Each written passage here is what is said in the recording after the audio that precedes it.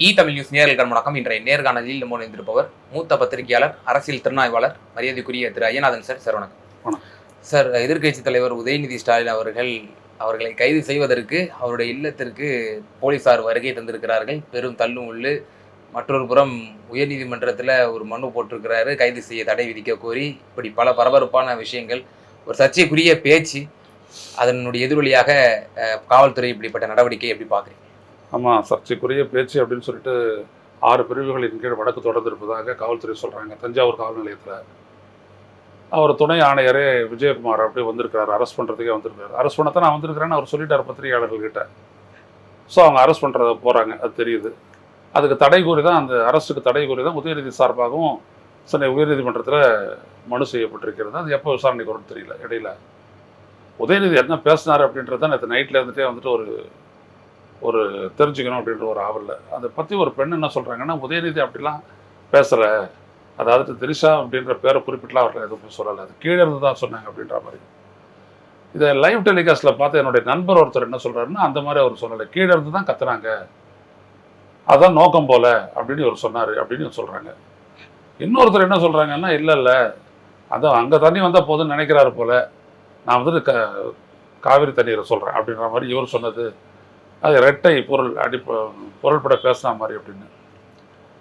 சரி, அது எப்படியா இருந்தாலும் சரி, விசாரணைக்கு உட்பட்ட ஒரு விடயம். விசாரணைக்கு உட்பட்ட ஒரு விடயத்தில் வந்துட்டு நம்ம இப்படி தான் சொல்லியிருப்பார், அப்படி தான் சொல்லியிருப்பாருன்னு சொல்ல முடியாது. ஆனால் அது லைவ் டெலிகாஸ்ட் ஆகிருக்கு. அதனால் வந்துட்டு அதிலேருந்து அவங்க எடுத்து நீதிமன்றத்தில் அவங்க நிரூபிக்கணும். அதுதான் ரொம்ப முக்கியமான ஒரு எவிடன்ஸ். இவர் சொன்னார், அவர் சொன்னார்னா முன்னாடி மாதிரிலாம் பண்ண முடியாது. நேராக எல்லாம் எந்தெந்த தொலைக்காட்சியில் வச்சாலும் அந்த ஃபுட்டேஜ் எடுத்து போட்டாங்கன்னா சரியாக போச்சு. அது ஒன்று. அப்போ என்ன இங்கே வந்துட்டு இது பண்ணால், அவர் எதிர்க்கட்சி தலைவராக இருக்கக்கூடியவர். நாளைக்கு பட்ஜெட் செஷன் தொடங்குது. தமிழ்நாடு அரசனுடைய, விஜய் அரசனுடைய முதல் பட்ஜெட்டு. அப்படிப்பட்ட நேரத்தில் இப்படி ஒரு அரெஸ்ட்டை வந்துட்டு பண்ணக்கூடாதுன்னு நீதிமன்றம் தடை விதிப்பதற்கான வாய்ப்புகள் உண்டு. ரெண்டாவது விஷயம் என்னென்னா, இந்த மாதிரி அவதூறு வழக்குகளில் வந்துட்டு யாரையும் அரெஸ்ட் பண்ணுறத, ஈவன் ஊழல் வழக்கில் கூட அரெஸ்ட் பண்ணுறத நான் தொடர்ந்து எதிர்த்துக்கிட்டே நான் வரேன். இது வந்துட்டு வேற ஒரு வழக்கு. அந்த வழக்கில் வந்துட்டு ஜெயலலிதா வந்துட்டு அரெஸ்ட் பண்ண போகிறாங்க. அது எனக்கு தெரிஞ்சிருச்சு அன்றைக்கி. உடனே எனக்கு ஜனதாதளில் நான் இருந்தேன், ஒரு இளைஞர் ஜனதாதளத்தினுடைய தென்சென்னை மாவட்ட தலைவராக இருந்தேன். அப்போது எங்களுடைய கட்சியினுடைய பொதுச் செயலாளர் ஜெகவீர பாண்டியன் இருந்தார், ரொம்ப இன்ஃப்ளூயன்சியல் மேன். அவர்கிட்ட அவர் கூப்பிட்டது மாதிரி எனக்கு எடுத்து சொன்னார். நான் சொன்னேன், நான் வரேன்னு சொல்லிட்டு நாங்கள் 2 பேரும் பேசும்போது சொன்னேன், செல்வி ஜெயலலிதா வந்துட்டு கைது பண்ணக்கூடாது அப்படின்ட்டு நான் சொன்னேன். ஏன்னு கேட்டார்.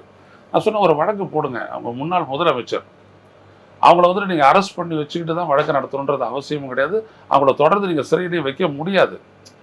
அவங்க விசாரணைக்கு ஒத்துழைக்கல அப்படின்னும் போது தான் நீங்கள் வந்துட்டு கோர்ட்டு சொல்லி நீங்கள் அரெஸ்ட் பண்ணலாமே ஒழிய வழக்கை மட்டும் போட்டு பண்ணக்கூடாது. டிவிஎஸ்சி வழக்கு போட்டுச்சு. அப்போ வந்துட்டு என்ன ஆச்சு அப்படின்னோம்னா, அவர் ஆமாம் நானும் அதுதான் நினைக்கிறேன்னு சொல்லிட்டு உடனே அப்போ திமுக தாவேக அலையன்ஸ் 96க்கு அப்புறம் மூப்பனார்கிட்ட போய்ட்டு அவர் சொல்ல, மூப்பனார் உடனே நானும் அப்படி தான் நினைக்கிறேன் ஜக்கு அப்படின்னு சொல்லிட்டு அவர் போய்ட்டு கலைஞரை போய்ட்டு சந்திச்சு கலைஞர்கிட்ட சொல்லியிருக்காரு, அரெஸ்ட் பண்ணாதீங்க, வேண்டாம், கேஸ் போடுங்க, அவங்கள நீதிமன்றத்துக்கு இடுங்க, அவங்க பதில் சொல்லட்டும், அவங்க தப்பு செஞ்சாங்க அப்படின்னா நீதிமன்றம் தண்டி கட்ட அப்படின்னாரு. ஆனால் கலைஞர் ஒத்துக்கல. ஸோ ஜெயலலிதா வந்துட்டு கைது பண்ணாங்க. கைது பண்ணி கிட்டத்தட்ட 65 நாள் வந்துட்டு உள்ளே வச்சாங்க. அது உள்ளே வச்சுட்டு வெளில வரும்போது ஜாமீன் கிடைச்சிச்சு. வெளில வரும்போது ஜெயலலிதா சொல்லியிருக்கு, நான் பயன்படுத்தின அந்த அலுமினியம் கோலையும் அந்த தட்டையும் வச்சு வைங்க, அவன் வந்துட்டு ஒன்று கொடுக்கணும் அப்படின்னு ஓகே வெளில போயிடுச்சு.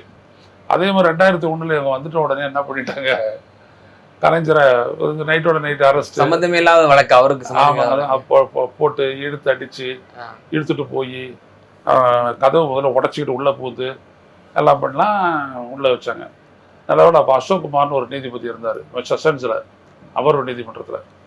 அவர் வந்துட்டு உள்ளே வைக்க முடியாது, அவர் மேலே வழக்கு எதுவாக இருந்ததுனால நீங்கள் விசாரிங்க, அவர் ஒன்றும் வெளிநாட்டுக்கு ஓடி போயிட போகிறதில்ல, அவர் விசாரணைக்கு நான் ஒத்துழைக்க மாட்டேன்னு சொல்லலை. அதனால் அந்த மாதிரி ஒரு வயசான ஒரு நபரை நான் உள்ளே வைக்க இந்த கோர்ட் அனுமதிக்காதுன்னு சொல்லிட்டு அவர் பிறையில் விட வச்சுருந்தாங்க. 4 நாள்லேயே ரிலீஸ் ஆகிட்டார். இது எதனுடைய எதுவாக நடந்துச்சு, செல்வி ஜெயலலிதா இவர் தூக்கி உள்ளே வைக்க, அவங்க ஆட்சி வந்துடனே அவங்க ஜெயலலிதா இவர் கலைஞரை தூக்கி கொண்டு வச்சாங்க. ஆனால் நம்ம ரெண்டுத்தையும் எதிர்த்தோம்.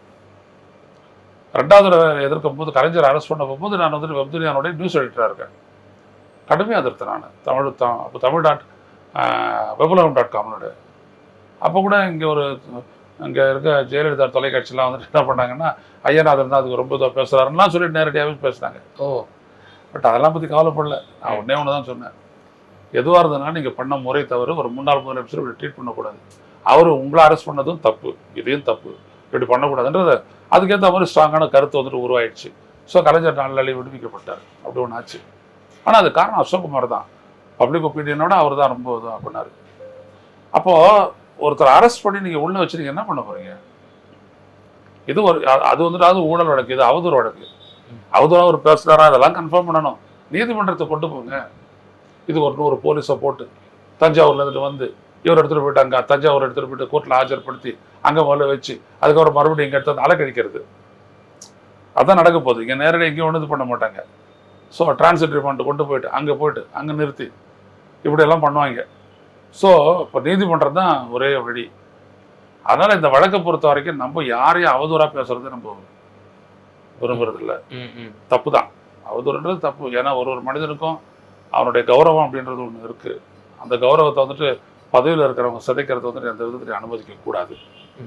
அதை வந்துட்டு சட்டப்படி கூட்டுறோம். ஆனால் இங்கே அப்படி ஒன்று நடந்திருக்குதா அப்படின்றத நீதிமன்றம் தீர்மானிக்கட்டும், நீதிமன்றம் அவர் விசாரணை கிடைக்கட்டும், நீதிமன்றத்தில் அந்த வழக்கை அவர் சந்திக்கட்டும், அதுக்கப்புறம் நடக்கட்டும். மற்றபடி இதற்கிடையில் அவர் அரெஸ்ட் பண்ணுற முயற்சிகள்லாம் மிக தவறானது.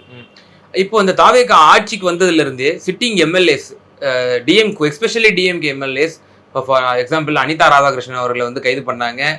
பிறகு வெயிலில் வந்து அவர் வெளியே வந்தார். பிறகு மார்க்கண்டேயன் பல நாட்கள் உள்ளே இருந்துட்டு தான் வந்து இப்போ நேற்று தினம் தான் அவருக்கு வந்து பெயில் கிடச்சிச்சு, வெளியே வந்தார். அதே போல் செந்தில் பாலாஜி எப்படியெல்லாம் என்னென்ன வழக்கெல்லாம் போட முடியுமோ அவர் அடுத்தடுத்து குதிரை பேரம் அது வந்து முன்ஜாமீன் வாங்கினார். அடுத்து டாஸ்மாக்கு ஏற்கனவே இடி அறுத பழசு திருப்பி அதை போட்டு திருப்பி அது சுப்ரீம் கோர்ட் வரைக்கும் சேலஞ்ச் பண்ணி அவர் ஆன்டிசிபேட்டட் பெயில் வாங்கினது. பிறகு வேற ஏதாவது இபியில் வழக்கு போடலாமா அப்படிங்கிற நியூஸ் இப்போ வந்துகிட்டு இருக்கு. இப்போ திரு உதயநிதி ஸ்டாலின் ஒரு பேச்சு பேசினாருன்னு சொல்லி இப்போ அரெஸ்ட். இது என்ன உணர்த்துது இந்த செய்தி? ஒன்னே ஒண்ணுதான், செல்வி ஜெயலலிதாவும் இதே தான் பண்ணாங்க, டெமனைஸ் அப்படின்னு சொல்லுவாங்க. அதாவது என்ன அப்படின்னா ஒருத்தர் வந்துட்டு குற்றவாளி அப்படின்னு சொல்லிட்டு குற்றச்செயல் புரிபவர் அப்படின்னு சொல்லிட்டு போலீஸ் சொல்லணும் இல்லையா, ஹேபிச்சுவல் அஃபெண்டர் அப்படின்ற மாதிரி அரசியலில் என்ன பண்ணுவாங்க, இவரெல்லாம் இப்படி தான், இவரெல்லாம் கேவலமானவர், இவரெல்லாம் இப்படி அப்படி செயலாம் செய்வார் அப்படின்னு சொல்லிட்டு தங்களுக்கு எதிராக இணை பலம் கொண்டவர்களை வந்துட்டு தரம் தாழ்த்தி இது ஒரு விதமான ஒரு கேரக்டர் அசாசினேஷன் தான். எல்லாத்தையும் உள்ளே வைக்கிறது, இவங்களாம் இப்படி தான் பேசுவாங்க, இவங்களாம் இப்படி செய்வாங்கன்னு. அங்கே விஜயனுடைய அந்த இப்போ வாரியர்ஸ் இருக்கிறாங்களே, விர்ச்சுவல் வாரியர்ஸு, அவங்க விஜயனுடைய மனைவி என்ன பேசுனாங்க அப்படின்றத விஜய் பார்க்கணும். அதுக்கெல்லாம் வந்துட்டு அப்போ ஸ்டாலின் அரசு பண்ணியிருந்தாங்கன்னா ஒரு 500-600 பேரை தூக்கி உள்ளே வைக்க வேண்டியது இருக்கும். அந்த மாதிரியான ஒரு நிலையெல்லாம் இருந்துச்செல்லாம் பார்த்தோம். நம்ம ஆக்சுவலாக என்ன அப்படின்னோம்னா இது விஜய் செய்கிறாரா அப்படின்றதுல எனக்கு ஒரு பெரிய ஒரு சந்தேகம் ஒன்று இருக்குது. விஜயும் இந்த டெமனைஸ் பண்ணுறதுல ஒரு குறிக்கோளாக வச்சுருக்காரு. ஜெயலலிதா மாதிரியே எல்லாத்துக்கும் ஸ்டாலின் ஒரு வில்லனாகவே சுத்தரிக்கிறது, எல்லாம் அவரை தான் பண்ணார். ஆனால் ஆட்சிக்கு வந்துட்டு ஒன்று தான் தெரியுது, ஸ்டாலின் வந்துட்டு தொடர்றது ரொம்ப கஷ்டமானது அப்படின்ட்டு. இப்போ கூட திருச்சியில் பேசும்போது கூட அவர் என்ன சொன்னார் அப்படின்னா, நான் ஸ்டாலினை சொல்லலை, செந்தில் பாலாஜி தான் சொன்னேன், ஏவா வேலுவை தான் சொன்னேன். ஏவா வேலு தான் சொன்னார். அவர் சொல்ல, அவர் லண்டன் போயிருக்காரு, அவர் சொல்லலை. அவர் மேலே அன்பு உண்டோ மரியாதை உண்டோ ஏதோ ஒன்று அப்படின்னு சொன்னார். இப்போ அவர் மாறிட்டார். ஏன்னா அங்கே போயிட்டு உட்காந்து சேரில் உட்காந்தோன்னு தான் தெரியுது, முட்டையோட கோழி தான் புட்டாணி வலி தெரியும்னு சொல்லுவாங்க தூத்துக்குடி பக்கம். அந்த மாதிரி அங்கே போய்ட்டு உட்காந்தோன்னு தான் ஸ்டாலின் என்ன சாதிச்சார் அப்படின்றது தெரியுது. ஸோ ஆனால் விஜய் வந்துட்டு டெமனைஸ் பண்ண பார்க்குறாரு அப்படின்றது உண்மை. ஆனால் அதை விட விஜயனுடைய அரசில் இருக்கக்கூடியவங்க ரொம்ப தீவிரமாக வந்துட்டு திமுக வந்துட்டு இந்த மாதிரி மக்கள் மத்தியில் டெமனைஸ் பண்ணணும் அப்படின்னு சொல்லிட்டு அவங்க பார்க்குறாங்க. அதாவது டெவில்ஸ் அப்படின்னு அவங்களை சித்தரிக்கணும், அப்படியே அவங்க மக்களை நம்ப வைக்கணும் அப்படின்றதுக்காக இது மாதிரி பண்ணிட்டு இருக்காங்க. ஆனால் சட்டத்தின் ஆட்சி ரெண்டாவது இப்போ இருக்கக்கூடிய ஒரு இது என்னன்னா, ஒரு காலகட்டத்தில் ஊடகங்கள்லாம் கிடையாது, இன்னைக்கு எல்லாமே இப்படி கேமராவில் இருக்குது. விஜய் சொன்னார்ல போலீஸை விட்டு கொண்டுட்டாங்க அப்படின்னு, அந்த கதையெல்லாம் வந்துட்டு எடுபடாது. ஏன்னா அங்கே கரூரில் என்ன நடந்தது அப்படின்றத பார்த்துட்டு தான் இருக்கிறோம், எல்லாரும் தான் பார்த்தாங்க. அதனால் இது சிபிஐ நினச்சா கூட ஏமாற்ற முடியாதுன்னு வச்சுக்கோங்க, அப்படியாப்பட்ட ஒரு நிலை தான். அதனால் இப்போ இதெல்லாம் வந்துட்டு எடுபடாது. ஆனால் அந்த மாதிரி ஒரு வழியில் வந்துட்டு போகிறாங்க. இதுக்கு ஒரு மூல காரணமாக இப்போ இருக்கக்கூடிய குறிப்பாக அந்த பிஜேபியோட தொடர்புடைய அதிகாரிகள் விஜய் சுத்திய சிலர் இருக்காங்க, அவங்க தான் பண்ணுறாங்கன்னு சொல்கிறாங்க. பார்ப்போம், என்னன்னு தெரியாது. ஸோ இந்த மாதிரியான சார்ஜஸ் வந்து குறிப்பாக விசிகாவோட முதன்மை செயலாளர் ஆலூர் ஷானவாஸ் தான் முன் வச்சிருந்தாரு. அவங்க தான் வந்து இப்போ இவரை வந்து இன்ஃப்ளூயன்ஸ் பண்ணுறாங்க, இப்போ பிஜேபியோட ப்ராக்சி கவர்மெண்ட்ஸ் நடந்துட்டு இருக்கு அப்படின்ற மாதிரி அவர் சொன்னாங்க. ஸோ இப்போ அதனுடைய விளைவாகத்தான் இப்படி நடக்குதா? மேலும் அரசியல் பழிவாங்கும் நடவடிக்கைகளில் குறிப்பாக அமைச்சர்களும் இதில் வந்து ரொம்ப மும்முரம் காட்டுறாங்க. அமைச்சர் நிர்மல்குமார் சட்டத்துறை அமைச்சராக இருக்காங்க, அதே போல ஆதவர்ஜுன அமைச்சர் இருக்காங்க. இப்ப இவங்களெல்லாம் அரசியல் 2 பேரும் தான் விஜயனுடைய வைரிகளே என்னை பொறுத்த வரைக்கும். பொலிட்டிக்கலா நீங்க பாத்தீங்கன்னா யார் அரசை ரெப்ரசென்ட் பண்றாங்களோ அவங்க வந்து ரொம்ப நிதானமா பேசுவாங்க. ஸ்டாலின் இருக்கும்போது பாத்தீங்கன்னா பொதுவா ரகுபதி வந்து பேசுவார், சட்டத்துறை அமைச்சர். ரொம்ப நிதானமா எல்லாத்தையும் எடுத்து பதில் கொடுப்பார் அவர். இப்போ அவர் வந்துட்டு எதிர்கட்சி தலைவருக்கு இருந்தாலும் கூட அவர் இப்போ ஒரு எம்எல்ஏ தானே, அவர் எப்படி பேசுறாருன்னு பாருங்க. இந்த மாதிரி பேசுறதுக்கு விஜய்க்கு ஆளே இல்லை. ஒன்று நிர்மல்குமார், இல்லை ஆதவர்ஜுனா, இவங்க 2 பேரும் என்ன சொல்லுவாங்க, ஒரு பழமொழி, நாளைய சண்டை என்னைக்கு எடுத்து விட்டுருவாங்க மாதிரியான பேச்சாளர்கள். இவங்களெல்லாம் பேச்சாளர்கள்னு வேற போட்டு விட்டுருக்காரு அவர் விஜய். அடிப்படையில் ஒன்று தெரிஞ்சு, இப்போ மகேந்திரன் இருக்காரு, மகேந்திரனை விட்டு அவர் பேச வச்சிங்கன்னா இந்த மாதிரிலாம் நடக்காது. தூண்டறதெல்லாம் வச்சுக்க மாட்டார். அவர் நீண்ட நிறைய அரசியல் அனுபவம் உள்ளவர், அவர் அது மாதிரிலாம் பேச மாட்டார். அது விஜய்க்கு நல்லது. இவங்கெல்லாம் மாட்டி விட்டு போயிடுவாங்க. இப்போ நீங்கள் அரசியலை பொறுத்த வரைக்கும் ஒரு விஷயம் வருது, முற்பகல் செய்யும் பிற்பகல் விளையுன்றது அங்கே தான் நல்லா நடக்கும். நீங்கள் இப்போ செஞ்சுட்டு போனோம்னு நீங்கள் ஆட்சி எடுத்துட்ட உடனே இப்போ நீங்கள் உதயநிதிக்கு என்னெல்லாம் பண்ணுறீங்களோ அவ்வளோ விஜய் தலையில் வந்து விடும், விஜய்க்கு எதிராக அவ்வளோ நடக்கும். ஏன்னா ஏற்கனவே ஒரு முன்னுதாரணத்தை நீங்கள் செட் பண்ணுறீங்க. ஓகே, அதுக்கப்புறம் அது அவங்கக்கிட்ட போகும், அவ்வளோதான். சார், இப்போ அரசியல்வாதி ஒரு விஷயத்த செய்கிறாங்க அப்படின்னா பொலிட்டிக்கலாக அவங்களுக்கு ஒரு கெயின் இருக்கும். ஓட்டு அரசியலில் நிச்சயமாக அவங்களுக்கு ஒரு கெயின் இருந்தால் தான் ஒரு விஷயத்த செய்வாங்க. இப்போ உதயநிதி கைது மூலியமா, அனிதா ராதாகிருஷ்ணன் கைது மூலியமா, மார்க்கண்டேயன் கைது மூலியமா, செந்தில் பாலாஜி த்ரெட்டன் பண்றது மூலியமா அவங்களுக்கு என்ன பொலிட்டிக்கல் கெயின் கிடைச்சிரும்னு அவங்க பாக்குறாங்க. இல்ல, செந்தில் பாலாஜியை வந்துட்டு அவங்க பல முறை அவங்க குறி வச்சு பிஜேபியும் சரி விஜயும் சரி, தமிழக இப்போ இருக்கிற விஜய் அரசு தமிழக அரசும் சரி குறி வச்சு எல்லாத்துலையும் அடிபட்டாங்க. அவங்க என் பேரே எஃப்ஐஆர்ல இல்லை, ஆனால் என்னை வந்துட்டு கைது பண்ண துடிக்கிறாங்க. அதுக்கப்புறம் யார் சேர்த்துருக்குறாங்க. அப்படிலாம் ஒரு இது பண்ணுறதெல்லாம் போலீஸுக்கு, அதாவது செந்தில் பாலாஜி மேலே இப்போ தொடுத்துருக்கிற வழக்குக்கும் போலீஸ் வந்துட்டு வரவே கூடாது, டிவிஎஸ்சி தான் வரணும். இப்போ டிவிஎஸ்சியும் போலீஸும் ஒன்றா சேர்த்து வேலை செய்யுது. அதெல்லாம் எப்படின்லாம் தெரில, ரைட்டுங்களா? ஸோ இதெல்லாம் இந்த மாதிரிலாம் போச்சு அப்படின்னோம்னா இதனுடைய எதிர்வினையை வந்துட்டு விஜய் தான் எதிர்கொள்ளணும். இதனால என்ன பொலிட்டிக்கல் கெயின் கிடைக்கும்னு நினைக்கிறாரு? கெயின் இருக்குது. இப்போ விஜய் வந்து இப்போ உதயநிதியை வந்துட்டு இந்த விஷயத்தை பெருசாக்கி பாருங்க. இதில் என்ன பேசுனாங்க என்னன்ற தெரியறதுக்கு முன்னாடி ஜோதிமணி, அப்புறம் தமிழிசை சவுந்தரராஜன், அப்புறம் வரிசை பெண்களை விட்டு பேசுறது, அப்புறம் தேச மகளிர் அணி, இதெல்லாம் பண்ணு. அதாவது விஜய் எல்லாம் திமுக வந்துட்டு பெண்களை பதிக்காத ஒரு கட்சி அப்படின்னு சொல்லிட்டு டெமனைஸ், அதான் சொல்றேன், டு டெமனைஸ், டு டீமீன், அதுதான் அவங்களுடைய நோக்கம். அவங்கள வந்துட்டு சிறுமைப்படுத்துறது. இவங்கெல்லாம் இந்த மாதிரி தான், இவங்கெல்லாம் இந்த மாதிரி தான், இவங்கெல்லாம் இந்த மாதிரி தானே சொல்லலையா, அந்த மாதிரியான ஒரு எக்ஸசைஸ் தான் அது. அதில் அவங்களுக்கு பொலிட்டிக்கலாக கெயின் உண்டு. இப்போ பொதுவாக மக்களில் எவ்வளோ பேர் இதில் என்ன பேசினாரு என்ன அப்படின்னு தெரிஞ்சுக்க போகிறாங்க. இப்போ நீங்களே பார்த்தீங்க, உங்கள் முன்னாடி நடந்தது, ஒரு தொலைக்காட்சி என்னை கூப்பிட்டாங்க, கருத்து கேட்குறாங்க. ஒன்று நான் ஒன்று என்ன சொன்னேன், அந்த தொலைக்காட்சியை பார்த்து முதல்ல பேசி அந்த ஒளிபரப்பு செய்யுங்க, உதயநிதி என்ன பேசினாருன்றது டைரக்டாக டெலிகாஸ்ட் ஆச்சு இல்லை, அதை முதல்ல ஒளிபரப்பு பண்ணிட்டு எங்கிட்ட கேள்வி கேளுங்க. உடனே மறுபடியும் அவர் என்ன பேசுறாருன்றதை அவர் கேள்வியை தொடுப்பாரு, நீங்கள் பதில் சொல்லுங்க. அந்த கதையே வேணாம், முதல்ல உதயநிதி பேசுறதை மக்களுக்கு தெரியப்படுத்துங்க, அப்புறம் நீங்கள் என்கிட்ட கருத்து கேளுங்கன்னு வரவே இல்லை பாருங்க அவங்க. இப்போ தெரியுதுங்களா இந்த டெமனைஸ் எங்கே போயிட்டு முடியுதுன்னு? ஊடகங்களே இது நடக்குது.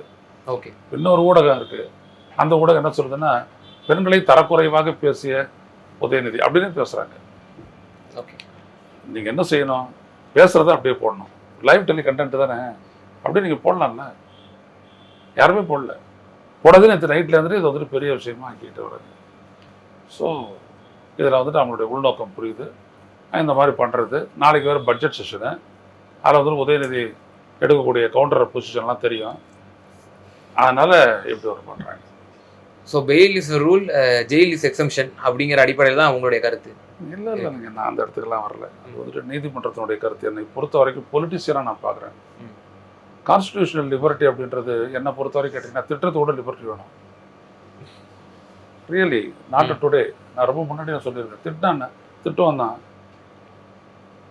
நீங்கள் பாபர் மசூதி வழக்கில் 5 பேர் கொண்ட நீதிபதிகள் கொடுத்த அந்த தீர்ப்பை உச்சநீதிமன்றம் வழங்கிய போது அன்றைக்கி 4 தொலைக்காட்சிகளில் நான் பேசுகிறேன், என்னுடைய கருத்துக்களை தான் பாருங்கள், பதிவிட்டு இன்றைக்கி அப்படியே இருக்குது.